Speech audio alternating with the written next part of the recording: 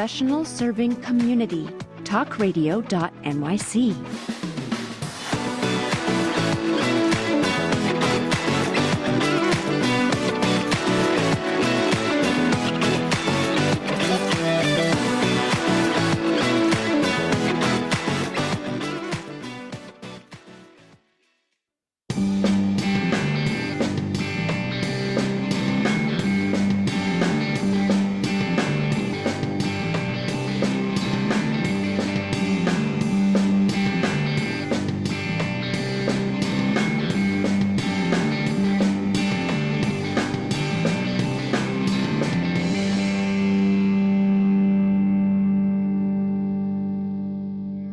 What up, world? It's your boy, the one and only, because I made it up, the one and only nonprofit sector connector.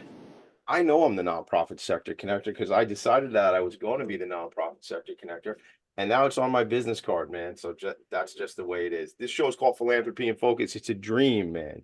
It's a dream. It's a vision that I had. I'll tell you, I woke up this morning, I was listening to something on YouTube about manifesting things. And I remember going around telling people this show was going to happen, this show called Philanthropy and Focus. It had a title. It had an idea. It even had a host, your boy. And then what happened? It didn't start for like 2 years. It's because I was just going around talking about it, right? So I see my friend Kazz, my guest today. I see him nodding his head. Gang, if you want to do that thing, whatever that thing is, lean in, try it. It's probably not going to work out as exactly as expected. In fact, it might be better than you expected. Just do the thing.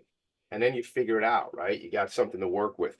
You know, it's I think in life, most of us are just kind of wet cement anyway, man. We're just kind of figuring some things out and trying to figure out what we're going to be, the impact we're going to make in the world. And this opportunity, this platform, Philanthropy and Focus, where each week I bring a leader of a nonprofit organization on to help them tell their story and amplify their message. That's part of my impact. It's part of what I'm doing in the world. And I don't know how long the internet's going to be around, but I think this show will be here as long as the internet's going to be around. I don't know. I don't know, Kazz. So I like someday there might be like this dystopian situation where the internet's gone and then nobody will be able to see.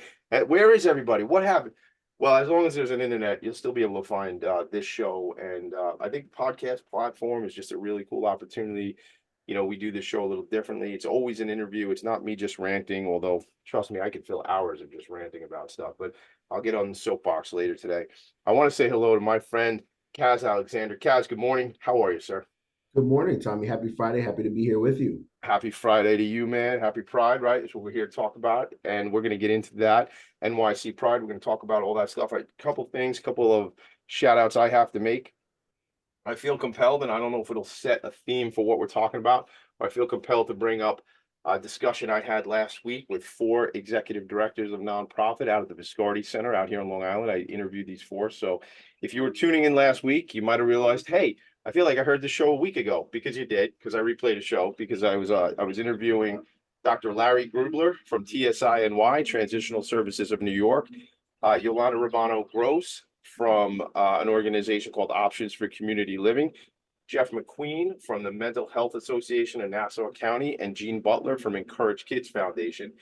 And a lot of what we were talking about was mental health and the, you know, the conversation around the stigma of things. And I led that meeting by a quote that I attribute it to Robin Williams, because that's what the internet told me. But everyone you meet is fighting a battle you know nothing about. Be kind. Always.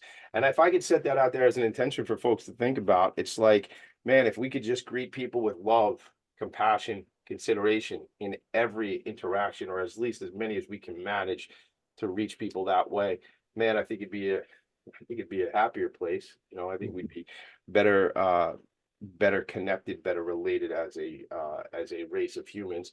But that's just, you know, maybe that's too much utopia for some people. But I say, in the little world you all live in, whoever you're going to interact with today, meet them with love. I love hugging people, man. Meet them with a hug if that's cool, but ask first. Make sure everybody's down with a hug. Not everybody wants a hug, but I always say, hey, are we hugging? That's what I do, Kazz. Hey, are we hugging, man? So Kazz, I have a bunch of information about you to read. I do want to just, there's one other quick shout out I want to do. A couple of years ago, it was how we connected. I joined a cohort for the Institute for Nonprofit Practice, and you know, I knew going into that work that I was going to meet a lot of great people, and I knew I was going to learn some things too. But what was really came out of it for me was I know I'm going to make great relationships, meet really cool people, have these relationships that will last a long time. I think of Michael Partis, I think of Maheen Kaleem, I think a lot of the folks, I think of my friend Brant Lingle, who was in that coursework, and I don't even think, Kazz, you and I ever connected like in a little cohort or anything, but like I reached out to a few people after the fact. I said, we should connect, we should keep in touch. Brant Lingle's become a friend. He's involved with I don't know if you knew Brant, but Brant runs, he does a lot of work with us with the networking group, TNG. He's living down in Virginia right now. So it's just funny how things happen. So I knew I would learn things when I went to that coursework, but it was a year long. It was 9 months. It was a school year, but I knew what would be most important would be the relationships. And when you call yourself the nonprofit sector connector, relationships is where it's at. That's what I'm focused on. So I appreciate you coming on the show. You've been on the show months and months, probably years ago at this point with Hit the Books, which is an organization you founded. But this game is pretty easy. I'm the game show host. You're the contestant. This is how it goes.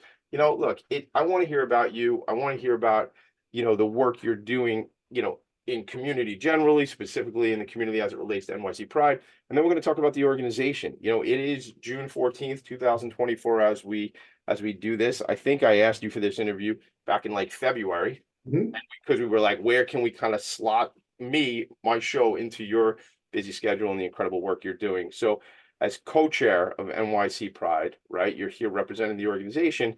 And I want to hear from you, sir, though. Tell me about your background. What brought you to nonprofit? Why is this work you do? You got the Ramapo organization. Let's just dive in to your background. Look, I will read a little bit. I'll read a little bit. No, it's funny because you're bringing up all the good stuff. So go ahead. Yeah. So here's let me drop this on them real quick.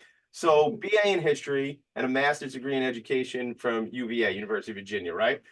Postgraduate certificates from Fordham University in executive education, Baruch College nonprofit management, and NYU diversity and inclusion. You organize, or rather you're leading Hit the Books and Teachable NYC, chief program officer at BCNY, director of several nonprofits. Like, what's funny, man? I always love it because people go, hey man, I look at your like LinkedIn profile, Tommy Dean. It looks like you got like 9 jobs. Like, how do you do it all, man? I go, you just do it, man. Like, not, they say you need something done, give it to a busy person. Maybe. I just think we segment the things. And sometimes when I'm doing one job, I'm doing 3 at the same time because it's community, bro, right? It's all interaction and it's all related and connected.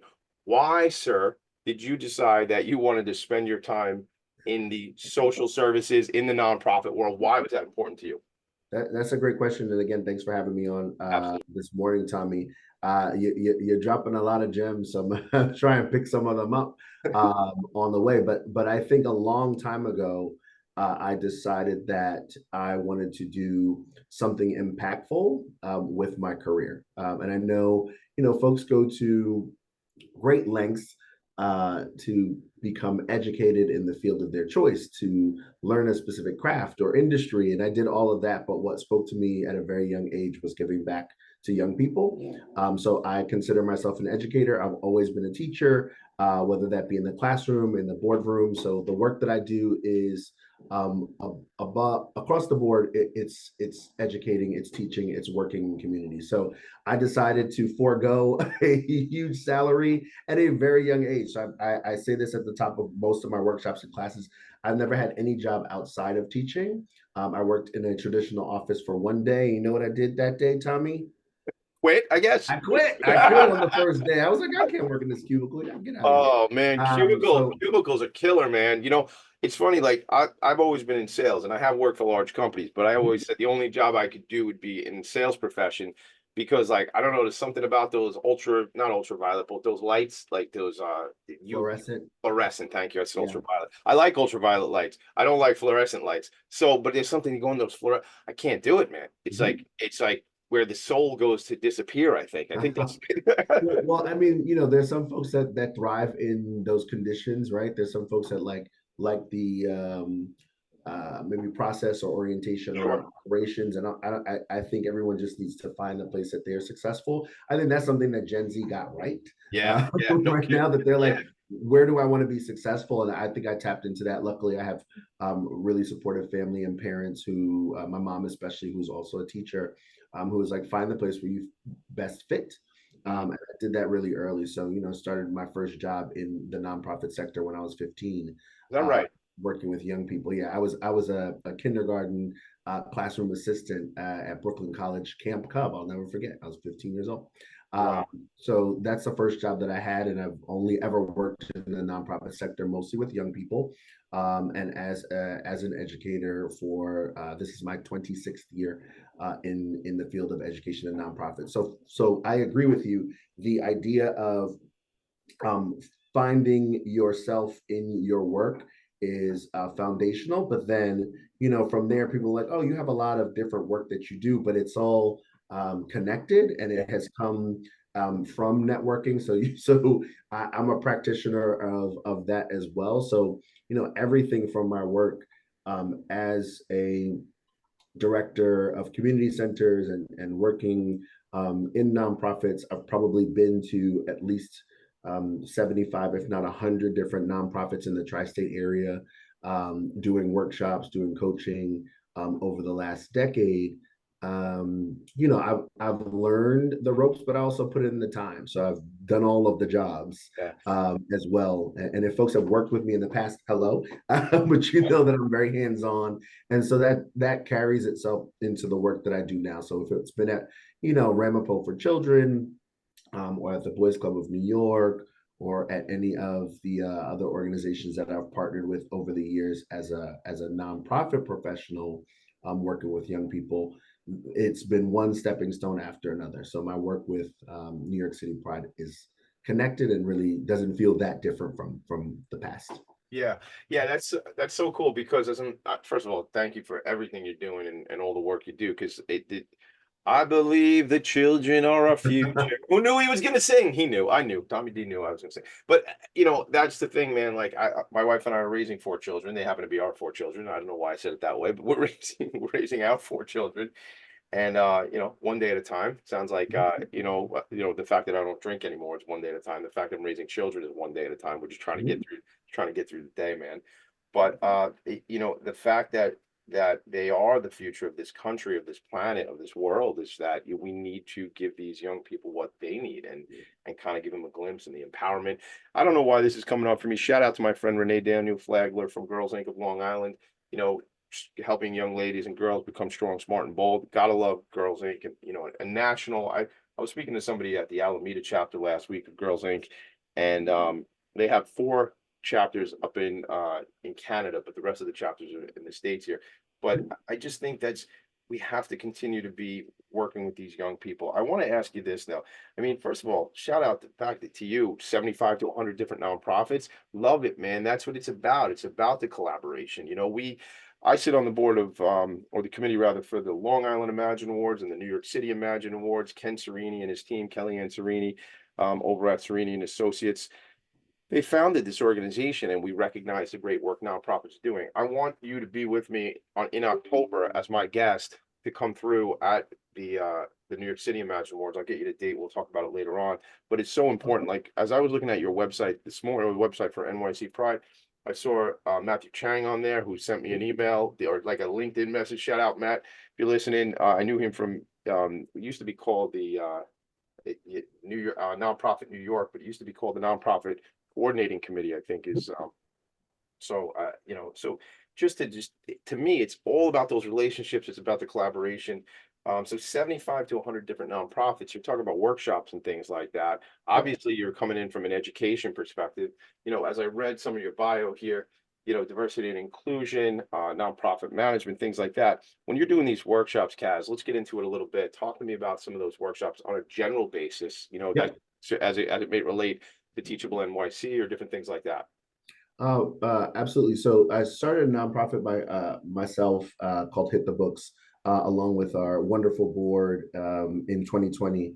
And that is sort of a height of my career and working, as I mentioned, for about 20 years at that point in the nonprofit sector. So it was the culmination of doing a lot of boots to the ground work. But throughout all of that, I was always thinking to myself, how can I help support other organizations, right? So Hit the Books being a brick and mortar, real place that you can go to on 127th Street and St. Nicholas Avenue in Manhattan, a place where young people go to grow and learn and play and learn mixed martial arts, but also study.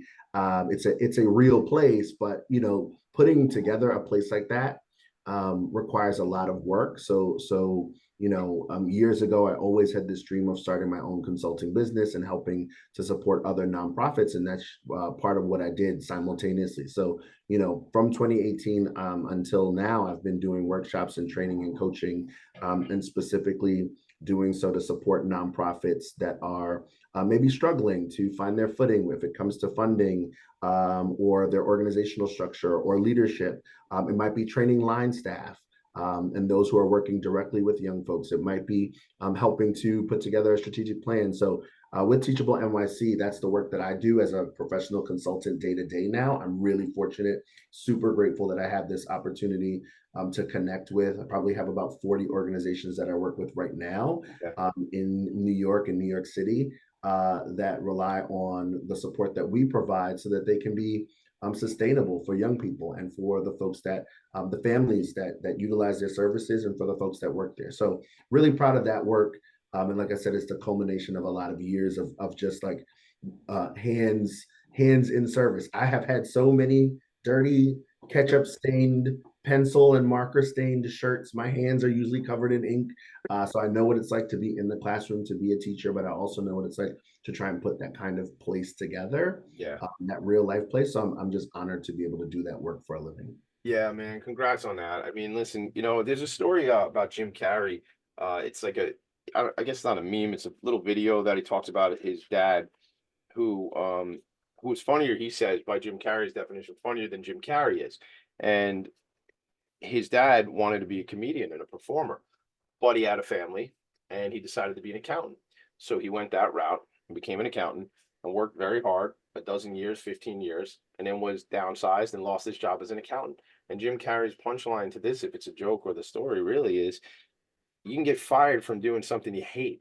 Why not go out and do something you love, man? Like, if it's about the money, I'm always arguing like, dude, you could figure out different things, and you can get paid if you're bringing value. It's all about value. It's just a transfer of value. And I was listening to something last night, and it was see, maybe I could find it before we end the show, but it was just about how it's the transfer of value. That's why people get compensation for things. If you add value, you'll get compensation, gang. So I'm speaking to everybody as I'm speaking to me, because I have a whole idea about a bunch of consultancy that I want to do, and it's like, oh, let's talk about it, Tom. We're gonna talk about it. We're gonna talk about it. We're gonna chop it up, you and me, for sure. When we get together, man. Not in June. You're super busy. Well, I'll speak to you in July. I'll see you in July. In July. I do want to come through. I do want to come through to some events, which we'll get into in a couple minutes. We do have to go to a break. We're way over. Logan, we'll take a break in a second. I'm just finishing up a couple thoughts. So we're gonna, when we come back, though, we're gonna get more into your background, and we're gonna get into NYC Pride. I want to hear about the organization, the work, this history of the organization, things like that. But you mentioned this piece about hands in service, and what I was hearing you say was just that, people have pulled you up, right? People have brought you through, and now, excuse me, now you're doing just the same for others. But the fact that you're hooked into, you're working with 40 some odd nonprofits, man. We founded something called the Nonprofit Resource Hub, which I don't think you and I ever talked about. My friend Ken Serini, who founded the Imagine Awards, he works with 300 different nonprofit organizations. He owns an accounting practice out here in Long Island, like 80 or 100 employee accounting firm. We're just getting warmed up, Kazz. I mean, we know each other a couple of years, but we don't spend time together. You've been on a show a couple of times, some text messages and whatnot, but because gang, I tell you this, as great as I am so special, right? And I got this great personality, and I used to have great hair, but I shaved my head, right? It's all gone. I had like a ponytail not too long ago, this is the new deal.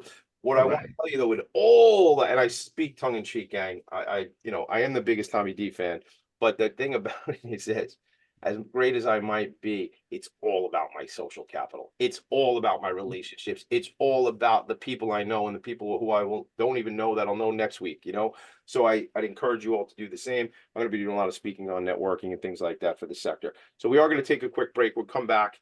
We'll get into a little bit more about Kazz's story, and then certainly get right into NYC Pride. Sounds good, Kazz? Awesome. Thanks, Tommy. All right, right back. All right. Are you a conscious co-creator? Are you on a quest to raise your vibration and your consciousness? I'm Sam Leibowitz, your conscious consultant, and on my show, The Conscious Consultant Hour Awakening Humanity, we will touch upon all these topics and more. Listen live at our new time on Thursdays at 12 noon Eastern Time. That's The Conscious Consultant Hour Awakening Humanity, Thursdays 12 noon on talkradio.nyc.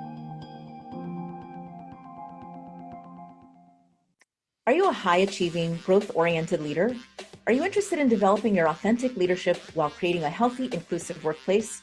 Hi, I'm Dr. Mira Brancu, host of The Hard Skills on talkradio.nyc at 5 p.m. Eastern on Tuesdays, where we discuss how leaders develop the hard skills needed to make a greater impact. We interview experts, have live coaching, and tackle these challenges. Listen to The Hard Skills on Tuesday at 5 p.m. Eastern on talkradio.nyc. Are you a business owner? Do you want to be a business owner? Do you work with business owners? Hi, I'm Stephen Fry, your small and medium-sized business or SMB guy, and I'm the host of the new show, Always Friday. While I love to have fun on my show, we take those Friday feelings of freedom and clarity to discuss popular topics on the minds of SMBs today. Please join me and my various special guests on Friday at 11 a.m. on talkradio.nyc. You're listening to Talk Radio NYC. Uplift, educate, empower.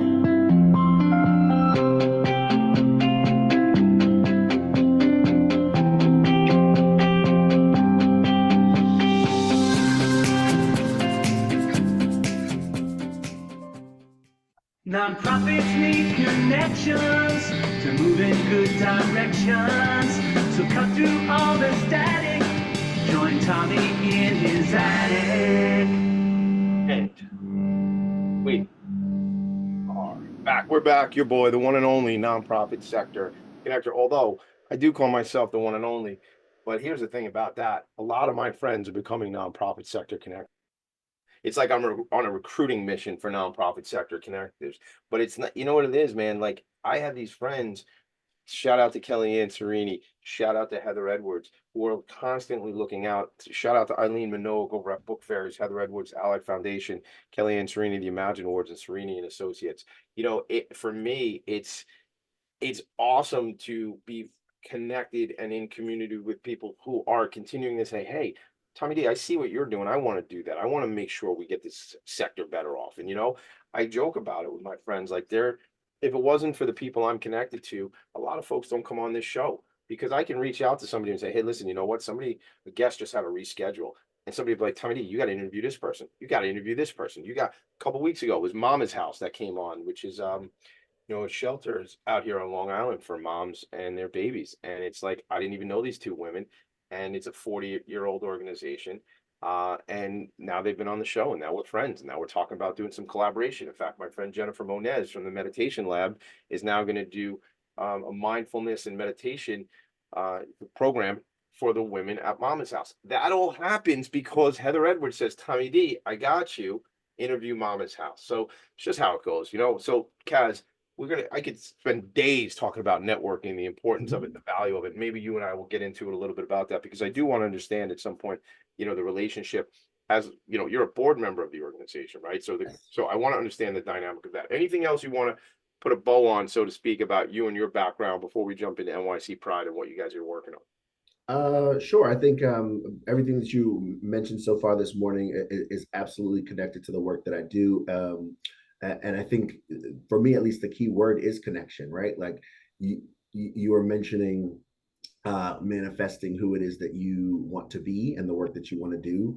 And I think that that's something that has at least at this juncture in my life has happened for me. So I'm really, really excited to do the work because there was no script. Although I like to think that there was, and you just put, as you said, one foot in front of the other. But you know, you have to recognize that you're both carving a path, leaving a path, and also leaving footprints behind you.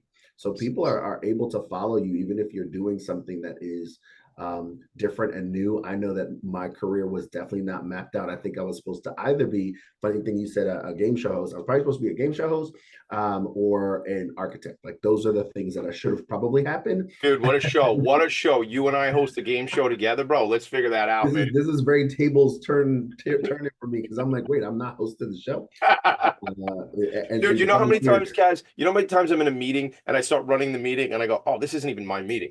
I gotta like remind myself. You know that move? Yeah, I can't help myself. But luckily they asked me to do it. So that's the sweet spot for me now. But it's sort of manifesting the things that are I think true to you. So that's definitely happened to me in my career. And so, moving from working with young people, I still work with young people. They just happen to be volunteers and employees, and also other volunteers of other age ranges, my own age range, some folks that are older and are more seasoned and have been around for many decades. Like the work shifts and changes over time, but there's really, the one thing I loved about the nonprofit sector is that there's really no script. You can carve your own path, and a lot of folks try to carve the business path that they see in corporate America in the nonprofit sector, but it doesn't really translate, and it doesn't have to translate. So, doing volunteer work, doing board level work at an organization like NYC Pride, as I mentioned, feels very familiar to me because I'm a board member on other organizations that I've worked for, and maybe the mission is different, but my mission is the same. Yo, that's it, man. That's what you hit upon. That's great because, I'll just use it from my perspective. I'm Tommy D no matter where I go. And Tommy D's like become like a thing. It's it's like a brand. But like you get this. This is the show. Like this is not anybody who knows me knows this is the guy. This is what he does. And it's funny because wherever I am, whether I'm sitting on a board or I'm on a committee for a gala or I'm selling employee benefits, which is our business, you're still getting this. This is what you get. And I think that's what your point is. Your mission never changes. Wherever Kazz is, that's Kazz. Like I'm bringing the whole thing. You're going to get it all, right? And again, all of us, whatever is appropriate, maybe we're not going to act certain ways or whatever, but, still authenticity is what it's at, where it's at, right? I agree. I think that's the really key point. And the leverage that we have in the nonprofit sector is that you can bring your authentic self to work. Like sometimes the rules are a little loose. So I throw my voice all the time. I'm characters, and joking around and imitating life a little bit more than I would in, maybe a corporate sector or in places where I have done, workshops or trainings that feel a little bit more static and rote and don't feel good to me.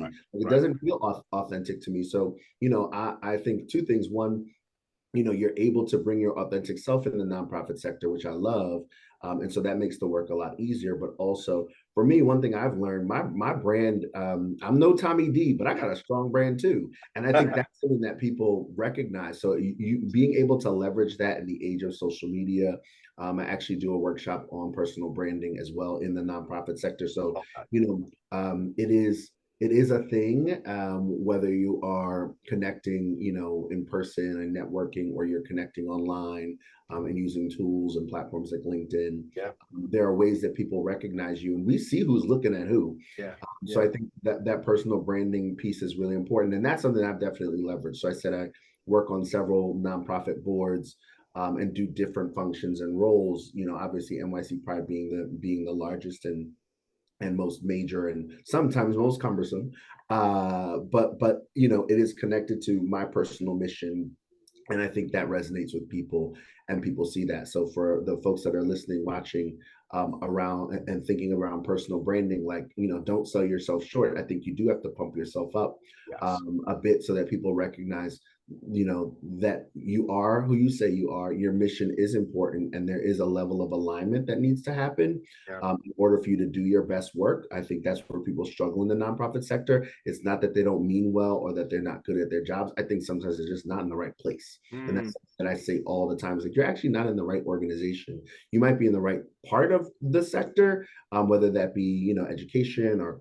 climate awareness, or the environment, or health or housing, but you might just not be at the right organization that supports who you are and your authentic self. So for me, it's been really important to find organizations like NYC Pride that have been supportive of me as a whole person, in my entire humanness. That's been really key in terms of my success, and in the moments where I don't feel connected to the mission of an organization or to the people or the culture, that's when I know it's no dice for me. And that makes the work so much easier. Like, we don't speak the same language, and I can't learn every language. Like, we don't have time. So you got to be on the right page, same page. There's sometimes where it's worth learning some things, but after a certain point in time, you should know enough about yourself in the work and in the world that you're able to find places that speak to you, and you're able to do your best work. You feel safe, you feel healthy, you want to go to work every day, you want to accomplish the next goal, and you want to do it with that team.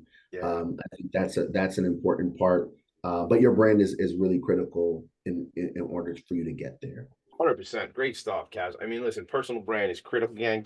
Everybody has a personal brand. Not everybody's going to be flashy and get on and do radio show, whatever, but you have something, and that is who you are. And there's a lot of what you said. I was hearing this word humanity. There's just a humane way of dealing with people, in that, like, maybe this ain't the right place for you. I forget who it is. It might be Elon Musk or something like that, but it's one big business leader, right? And this is no comment on if you like Elon, everybody. If you don't like Elon, it's not the point. The point of the story is, he's like, if you're firing or terminating or letting somebody go, it could be the best thing. I've been fired. I'm a sales guy my whole life, right? So trust me, what we do professionally is very cut and dry. You're either bringing the number and you're worth more than we're paying you, or you're not. And that's very easy, very cut and dry. Not every professional is like that. So I've been let go from companies. And I think in terms of, it doesn't have to be like the worst thing in the world. It could be like, maybe you weren't supposed to be here anyway. Like, you're supposed to be on a different part of your path. You say carving out this path. So you probably, what do you say? I think it's also generational, right? Like I said, that's one thing that I think that Gen Z and maybe Gen Alpha, that's next. Like, I think that's my kids. I think my kids are out. I think they got this lesson early. Like, they're like, wait, if it don't fit for me, then I don't need to stay. And maybe our parents' generation were like, this isn't great, but my pension and insurance and my family, and I'm gonna weather this, even though it's not the best thing for me. Dude, I've done it. I've done it. I've done it personally. I stayed in places longer than I should have stayed because of all the stuff you're talking about, a salary and a bonus and benefits and all this kind of stuff. And but what does that do for you in the long run? What does that do for your own health, your own mental health? So as we try to figure out how to best find the right workplace for us, we have to think about, like, whether or not these workplaces support our humanity. Some people are built for warehouses. Some people are built for cubicles. Some people are built for classrooms. Some people are built for walking the beat. There's nothing wrong with any of those things. It's just like, find your way. Are you in the right place? 100%. And find it where you plug in. As the earlier you can find it, the better. We got to put me in any classroom. I'm good. Like, that's your spot. That's your flow. You can be there for 12 hours in a row. It don't matter, because you're in your zone. That's it. He's in his space. You don't even know what just happened. He's been there 7 hours. So I want to just make one quick comment. It's funny how life is, because you're talking, gang, whatever you're doing right now, if you're listening to my show when you're 13 or you're 71 or you're 52, it don't mean you have to be doing that in 6 weeks, 6 months, 6 years. It does. Like, I was at my parents' house. I picked up my dad on Sunday morning. We went out and scooped Italian ices for an organization called Operation Vest. Shout out to my dad. We got to go. I said, we got to get you out to see one of these organizations and what this nonprofit is doing. It's called Operation Vest, Veterans Ending Suicide Together. And I said, Dad, I want you to see, I've been scooping these Italian ices. My dad owns Rouse Ices out here on Long Island, Kazz. And I said, I got to get you to see the work you're doing, because I go out and scoop these ices, but you don't see it. So I pick them up. We go out. We come back. I'm dropping off at the house. My mother is watching that show on, it's called like CBS This Morning on Sunday mornings. It's the show, right? And she's like, yes, exactly. I love that show. It's like reading a magazine, but you don't have to read. Jane Pauley, classic. Yes, you know the show, right? I'm of age. I love it. I love that show. So what? My mom happens to be watching it, and she says, "Hey," and she says to my dad. She says this to my dad. My dad's like 73, something like that. She goes, "Dude, we're just getting started." Now, she didn't say these words, but she's like, "We're going to be like octogenarians. We got a lot of stuff to do still in this world." And I'm like, "Yeah." Like, I think of Gary Vaynerchuk, Gary V, who says that stuff all the time, like whatever, you're 40, you're 50, you say, who cares? Next chapter, what's next? My point is, we got to go to break, but my point is this, I'm fired up. Dude, if you're not doing it now, try it out. Find the new thing. Don't just stay somewhere for the dough and the benefits. I understand what I'm saying is challenging, but build the other thing while you're there. You know what? Like, not quitting, not quiet quitting, but like give them what is theirs, right? Give to Caesar what is Caesar's. Give them what is theirs. Give them the effort, right? While you're there, and then get the heck out and do your thing as soon as possible. Right, Kazz? Like that's like it's like a mic drop. Do it every time. Yeah, and do it. We'll be right back. Kazz, we're way over time. We're gonna get in trouble. We'll be right back. Hey everybody, it's Tommy D, the nonprofit sector connector, coming at you from my attic. Each week here on talkradio.nyc, I host a program, Philanthropy and Focus. Nonprofits impact us each and every day, and it's my focus to help them amplify their message and tell their story. Listen each week at 10 a.m. Eastern Standard Time until 11 a.m. Eastern Standard Time, right here on talkradio.nyc. Were you an essential worker during the pandemic? If you needed to learn stages of epilepsy, did you depend on advocates? Did you use new innovations to cope with mental and neurological issues? Maintaining high quality of life and keeping good mental health are what we all strive for. I'm Frank R. Harrison, host of Frank About Health, and each week top healthcare influencers, professionals, and innovators answer these questions and more. Stay tuned on Thursdays at 5 p.m. on talkradio.nyc, and I will continue to be frank about health with all of you. Are you a business owner? Do you want to be a business owner? Do you work with business owners? Hi, I'm Stephen Fry, your small and medium-sized business or SMB guy, and I'm the host of the new show, Always Friday. While I love to have fun on my show, we take those Friday feelings of freedom and clarity to discuss popular topics on the minds of SMBs today. Please join me and my various special guests on Friday at 11 a.m. on talkradio.nyc. You're listening to Talk Radio NYC at www.talkradio.nyc. Now broadcasting 24 hours a day.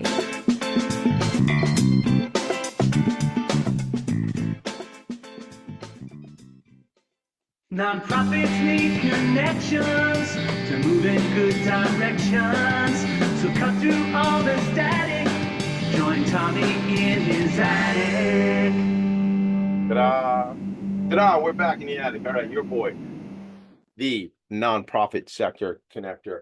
Look, I just want to say, Kazz, thanks for being here. This is awesome, man. Like I'm fired up. Your energy is incredible. I'm just so jazzed. Again, if I didn't take that course and I didn't go to the Institute for Nonprofit Practice, there's a dozen people that I have a relationship with that I would not know. And now I'll even be, let's get a little bit quantum on you all. It's not a dozen people. It's a dozen networks. It's a dozen communities of people that I would never, I reached out to Maheen Kaleem about a month and a half ago to speak on a panel for the Nonprofit Resource Hub. Maheen and I don't talk a lot. I love her. She loves me. We're friends, but we don't talk all the time. That's not what happens. That's life, right? But I said, I want you. She goes, whatever, Tommy D, sounds great. Let's do it. And that's relationships. That's connections. That's just building and building and building. Kazz, this organization. So the name of the show we did with today's show is from Stonewall to Pride, right? So let's talk about this. So it says here in my notes, our movement started with a moment. The roots of the movement began with the Stonewall Uprising in 1969. 1 year later was the first NYC Pride March organized by the Christopher Street Liberation Day Committee, and so on. There's more notes, but this is you and me having a conversation. So tell me about this organization, please. Absolutely. So Heritage of Pride, also known as NYC Pride, is the organization that puts together the largest Pride March, as well as several other events throughout New York City in June. So we really are, I think, the hallmark organization that helps to support LGBTQIA+ causes in the New York City area. And I'm really proud to be a volunteer for this organization, as well as co-chair. So I am in my 9th month. I can give you the day if you want, because volunteer work is hard work, but we are a small but forceful organization that's been around for a really long time. So I've probably been around as a volunteer for about 5 years. And as I just mentioned, in my first year as co-chair, because of I think the opportunity that the organization has afforded me in terms of leadership. So, a wonderful place to grow and learn, but also to be, I think, working with a group of veteran volunteers who've been around, some for 15, 20, 30, 40 years of this organization. So we're actually celebrating our 40th anniversary this year. Heritage of Pride is, and we're also celebrating, as you just mentioned, the 55th anniversary of the Stonewall Uprising, which sort of started it all. So it's wonderful to be a part of an organization that helps to put together something so massive that you kind of can't wrap your head around it. If you are a native New Yorker like myself, then you know that every June it seems that the entire town, city, borough, wherever you might be, your neighborhood turns rainbow. It doesn't do so by accident. There's a lot of planning that goes into all of the events that you see, especially our hallmark events, which happened the last week of June. So just really excited to bring that to my hometown. And, folks don't always recognize that New York is a town.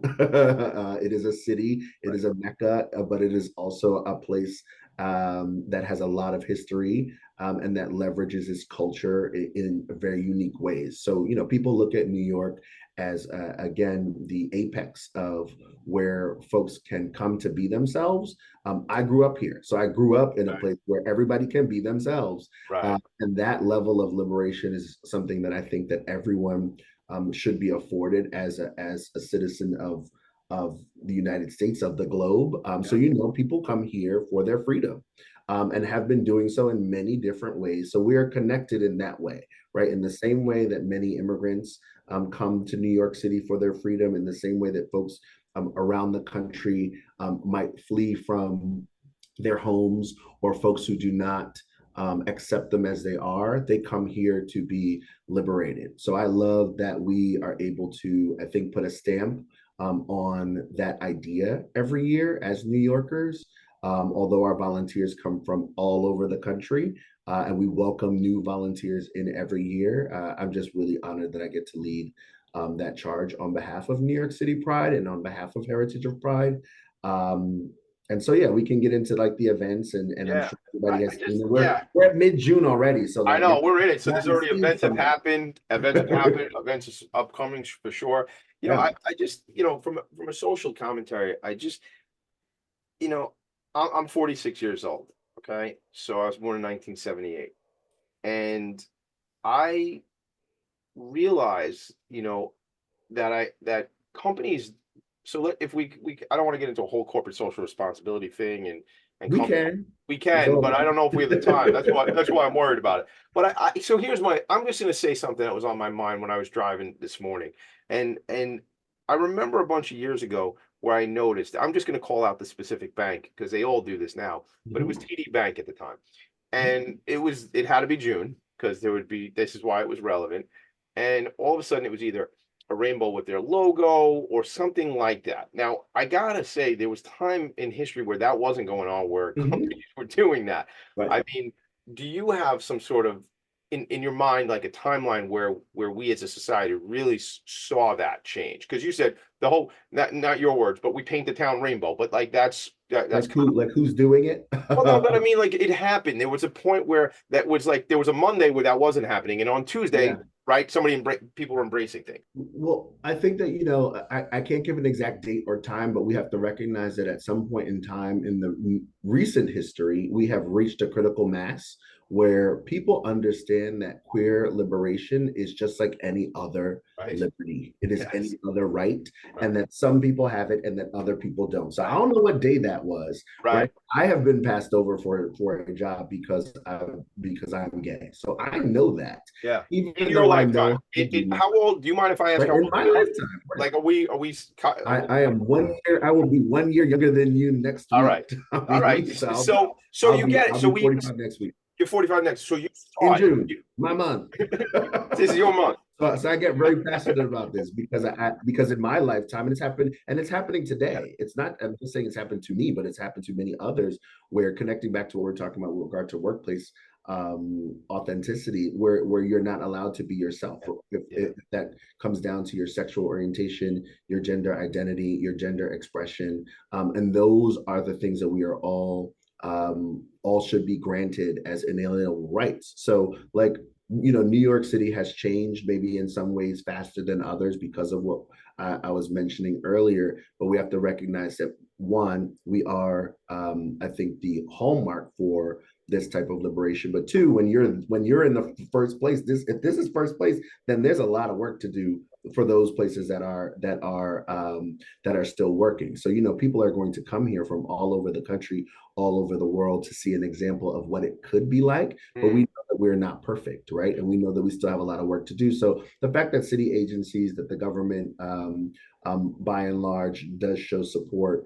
for LGBTQIA causes in this month is a good thing, but that doesn't mean that they can't do better or that they can't do more throughout the rest of the year and for every part of our community that is marginalized. So that's one thing. The second thing is that corporations have a responsibility to reflect the employment, the employees that are working there, as well as the folks that they serve. So that's the change, right? Is that people want to see themselves, and in the same way that commercials look like me, I'm Black. In case y'all can't see me, if the commercial doesn't look like me or my family, if it doesn't resonate, if they don't sound like me, if they don't dress like me, if they don't have style like me, then we're missing something, right? And so I know that what television and media, what I hear in radio, and online looks different from when I was young. And that is a greater reflection of what the world actually looks like. So there is a level of responsibility that all sectors have, nonprofit,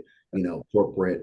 So I don't mind, personally, I don't mind that the bank is, TD Bank, who's been one of our sponsors and works with us, is demonstrating their efficacy with regard to moving queer rights in the right direction. I don't mind in the same way that I obviously wouldn't mind banks and corporations talking about their DEI policies. Of course, there's pushback. So we can get into all of that. We don't have to, but you know what? I don't.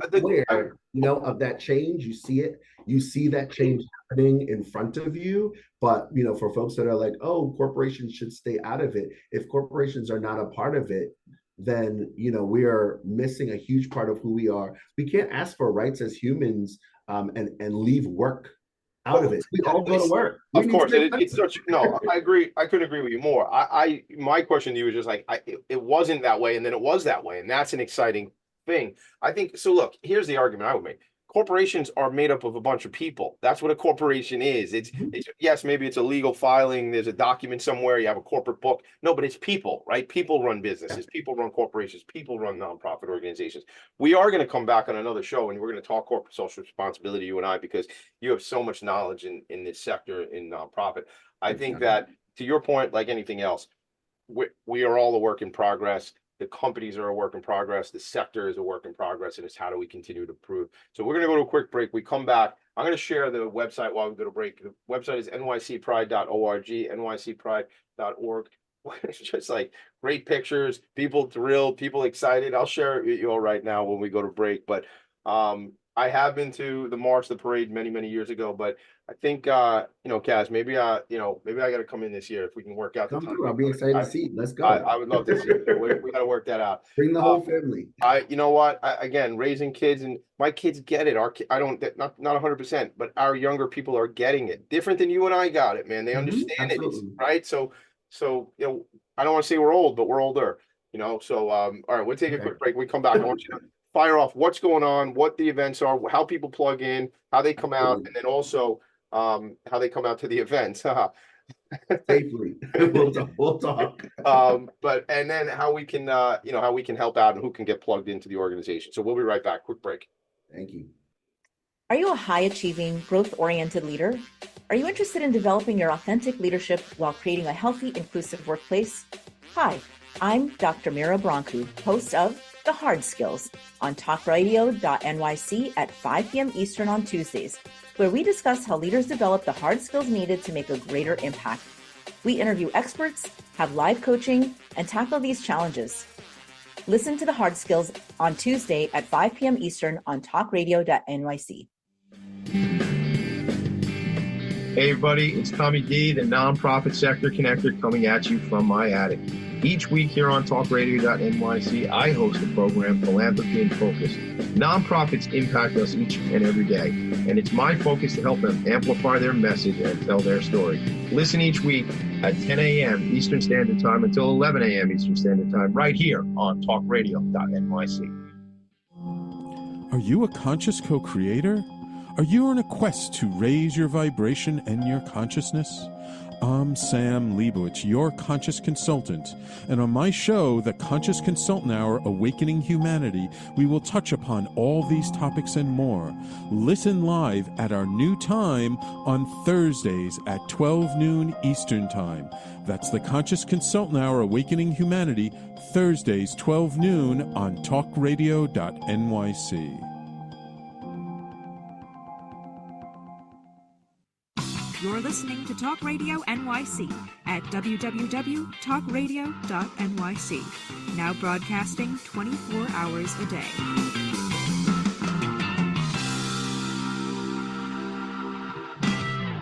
Nonprofits need connections to move in good directions. So cut through all the static.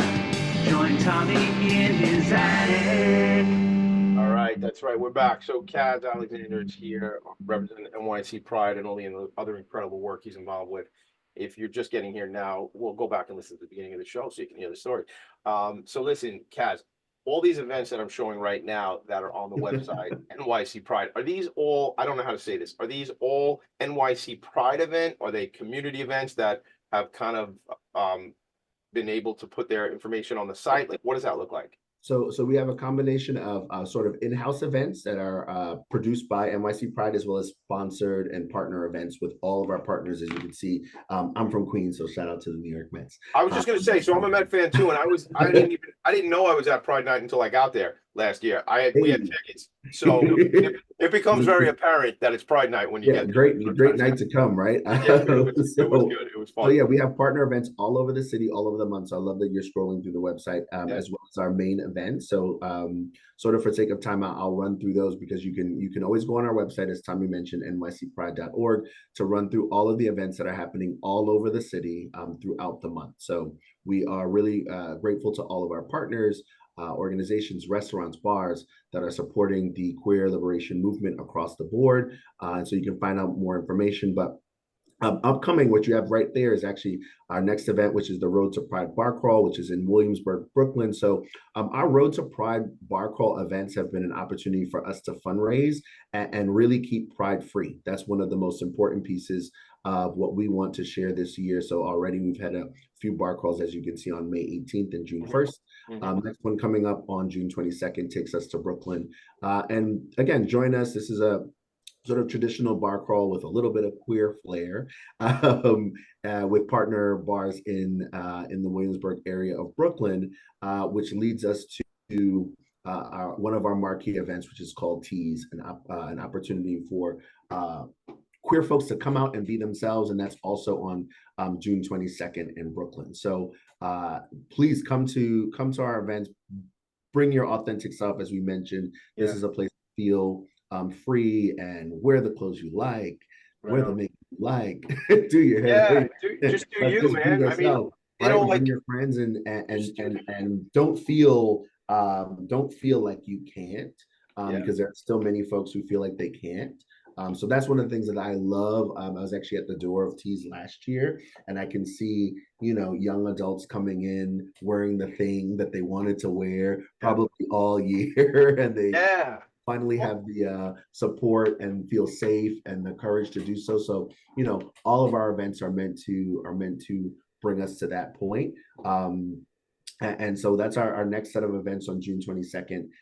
And after that, I'm really proud to share, as an educator, as someone who's worked with youth and young people for my entire career, at the South Street Seaport, which everybody knows, is familiar with, on June 29th. We have our Youth Pride event. So Youth Pride is going to take place in Manhattan Again, South Street Seaport, June 29th in the afternoon.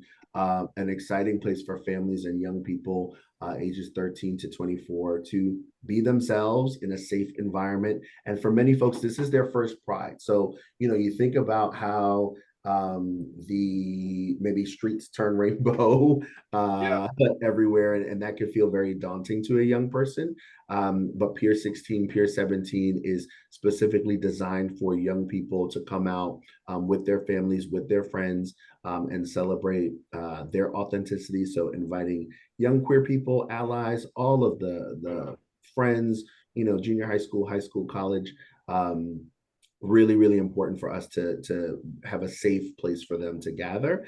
And then, of course, on June 30th, our big events. So what everybody is most familiar with, our Pride Fest Street Festival, which you have there, our LGBTQIA plus street fair starting at 11 a.m. In previous years, this has been like the largest street festival in the country. So out on the street over by Union Square, Astor Place area in Manhattan. So folks are very familiar with Greenwich Village area. Sure. So come on down. It is totally free. And again, when you are helping us to fundraise, we're doing a lot of fundraising at all of these events. We want to keep Pride free so that young people and any generation of people have an opportunity to express themselves and come to free events. So Pride Fest has a bunch of different components. And at the same time will be our heralded march. So there you see on June 30th, beginning at 21st Street and 5th Avenue, we are actually taking off for hours and hours of fun on our march and parade route. We like to say that this is not just a party. This is a protest, and we want to remember the foundation and the roots of Stonewall and what we're here for, and that we are in the quest for queer liberation for everyone. Not just party, Kazz. I want to interrupt you because absolutely not just party, but protest, right? Absolutely. Because we haven't cracked the code on this thing yet, obviously, right? I mean, so we must continue to have this dialogue and sure. And I having been to the parade and certainly seen the parade, the march. And that's the difference. I'm calling it the parade, but I noticed this morning. Words have meaning. It's it's a march, not a parade, right? Right. We call it a march because we can have a parade when everybody is liberated, when everybody is free. When we're celebrating. When we're celebrating, we're still marching for the same rights that other folks have, right? So we don't want to miss that. So I invite folks out to again be themselves, but to also be in a quest for liberation, right? If that means protest to you, then feel free. This is an opportunity for you to do so on June 30th. And the world is imperfect. So if there are parts of what is happening right now around mental health awareness or around trans rights or around queer rights in general, around rights for Black people or brown people, the world over, feel free. Again, this is an opportunity to have your voice heard. So we invite people to our march on June 30th. And one other event we have, which is our legendary traditional women's event, which is obviously open to anybody. That's called Bliss Days on June 30th at the DL downtown Manhattan. So really excited to be able to bring folks together. So this is for LGBTQIA plus women, formerly known as Femme Fatale, and they are fatale. Let me tell you, I am probably most excited about Bliss Days. And so feel free to come out. Tickets are on sale for this particular event. Starts at 2 p.m. On June 30th. So again, a safe space for everyone. And if you're interested in any of the other events that we have many, many different events that you can find on our website, nycpride.org, and all of those partner events. So, the town is going to be, red, yellow, blue, green, black, brown, purple, whether you like it or not. So I say get in where you fit in. Yeah, no kidding. Enjoy the ride, man. What are we talking about, right? We gotta go in a minute, but I just want to it's so funny how the universe works because we stream this on like 9 different platforms. We stream this on Twitch, and I hadn't heard from somebody on Twitch, this particular individual, in a while. Cerebral Wind. used to check in a lot. You know, I think one time was playing Tetris. Cerebral Win was playing Tetris and listening to Philanthropy and Focus at the same time. So shout out to you, Cerebral. I was thinking of you. I hadn't heard from you in a while, but Logan just put this in the chat. Cerebral says happy Pride. I almost said I don't even know Cerebral. I'm just going to refer to you as Cerebral Win because I don't know much about it. Thing to do. I'm just got names for a reason, right? I know 100%. Cerebral. Thank you for that, Kazz. I appreciate that. Cerebral Win, happy Pride. You know, look everybody, get involved, make an impact. You know, nycpride.org is the website. Tons of events coming up, as Kazz and I talked about. Kazz, I appreciate you, man. I appreciate your friendship. I appreciate you being part of, you know, helping me live out my dream, my mission, the impact I'm trying to make. And thanks for being here. No, thanks for having me. Everybody, please do go to nycpride.org. If you'd like to volunteer, we're happy to have you. If you'd like to donate, feel free to donate on our donations page to keep Pride free. And if you want your company, team, club, organization, school to help sponsor, you can also click on our Patrons of Pride link, which is at the top toolbar, to help donate and sponsor this year as well. So, you know, many different ways to fundraise. Come to an event, buy a ticket, come to the bar crawl, come to Bliss Days, protest, party. June is going to be popping, and it's my birthday, Tommy. And it's your birthday. It's your birthday month. Listen, give me all the fireworks. Guys, my brother, I appreciate you. I appreciate everybody being here. We got to go. Steve Fry's coming up, the SMB guy, always Friday. Make it a great day, gang. Love you all. See you. Peace. Thanks, Tommy. Thanks. Nonprofits need connections to move in good directions. So cut through all the static. Join Tommy in his act.